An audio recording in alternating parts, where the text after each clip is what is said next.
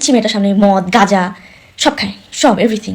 আমি একটা মজার কাহিনী বলি আপনাদেরকে। এত রাতে একবার কি জানি পাতার মতো নিয়ে আসছে, নিয়ে আমার বলতেছে এটা ডইলাতে। আমি তো বুঝতেছি না জিনিসটা কি, বলে কি বলে ডল ডইলা আমার গুঁড়া করে। আমি শুধু মতো ডইলা গুঁড়া করে দিচ্ছি। ওই দিন আগে টাইনা টাইনা খাইতে আমাকে কি বলে কাঁচা, উনি যে সিলভার একটা কাগজ নিয়ে কি কি জানি করতেছিল, যাই হোক বলে কাঁচা।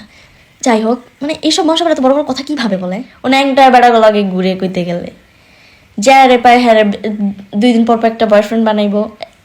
এটাকে তো জাস্ট সুন্দর লাগছে, এই জন্য এটাকে মিডিয়াতে প্রকাশ করছে। আরে ভাই, মিথিলার কথাই যেন সত্যি হয়ে গেল। আখির পুরো পরিবার নাকি নেশাখোর, নেশা খেয়ে বেড়ায়, তাই কিন্তু সত্যি হয়ে গেল। একের পর এক প্রমাণ যেন সবার সামনে চলে আসতেছে।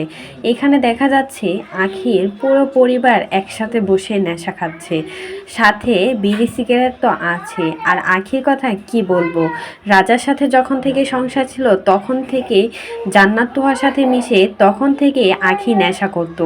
আর এত নেশা করতে করতেই আখি কিন্তু রীতিমতো চিকন হয়ে গেছে। তাই তো মানুষে বলে আখি ইদানিং এত চিকন হলো কেন, এটাই হচ্ছে তার রহস্য। সবাই তো বলছে এই মেয়েটা যে এত পরিমাণের খারাপ তা কিন্তু কখনো আমরা কল্পনা করিনি, কখনো বোঝাও যায়নি এই মেয়েটা যে এতটা খারাপ। ভাবা যায় রাজা কিন্তু কম পাত্রে আঁকিকে ছাড়ে নাই, তাই তো এখন একের পর এক সত্যি সবার সামনে চলে আসছে।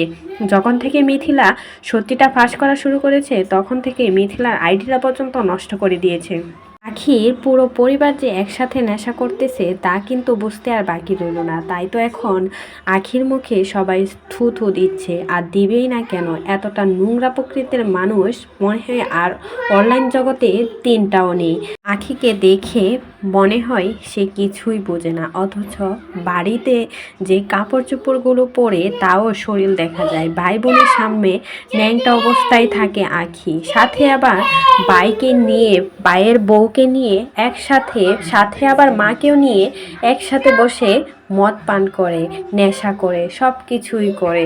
এই নিষ্পাপ নিষ্পাপ চেহারার ভিতরে এরকম খারাপ চেহারা লুকিয়েছিল আখি, তা কিন্তু জনগণ জানতো না। এখন আস্তে আস্তে সবার সামনে চলে আসতে আখি যে হঠাৎ করে এতটা চিকন হয়ে গেছে তা হচ্ছে নেশা করার কারণে। তাই তো সবাই বলছে এত বেশি নেশা করে তার জন্যই শরীরের এই অবস্থা করে ফেলেছে, কাঠের মতো হয়ে গেছে। বাবা যায় রাজা কিন্তু এই জন্যই আখিকে ছেড়ে দিয়েছে। তো এই বিষয়ে কোনো মতামত থাকলে সেটা জানাবেন।